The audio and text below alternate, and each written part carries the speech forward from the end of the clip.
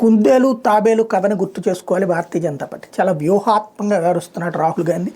మొన్నటిసారి వ్యూహాన్ని ఎదిరించేటటువంటి సందర్భంలో భారతీయ జనతా పార్టీ వేసిన రాంగ్ స్టెప్ వాస్తవంగా చావు తప్పి కన్నులొట్టబోయినటువంటి పరిస్థితి. చిట్ట చివరిలో కూటమి కారణంగా విజయం సాధించి అధికారంలో నడుస్తుంది. ఎందుకు ఈ మాట అనాల్సి వస్తుందంటే, భారతదేశంలో రాజ్యాంగం సక్రమంగా పనిచేయట్లేదు అనేటటువంటి ఒక అపనమ్మకాన్ని కల్పించేటటువంటి ప్రయత్నం కాంగ్రెస్ పార్టీ వ్యూహాత్మకంగా, అంటే ఒక అబద్ధాన్ని పదే పదే చెప్తే నిజమవుతుంది.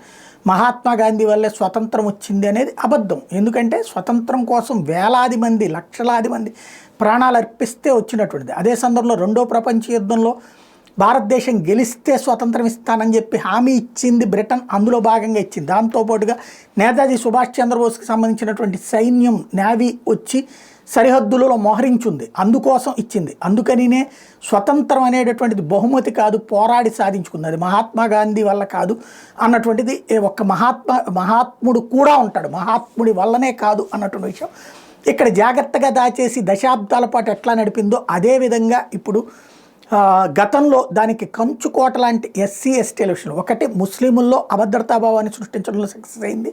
అదే సందర్భంలో వాళ్ళు పోలరైజ్ అయ్యి ఒకప్పుడు ప్రాంతీయ పార్టీలకు వెళ్ళిపోయిన వాళ్ళని వెనక్కి తెచ్చుకోవడంలో సక్సెస్ అయింది.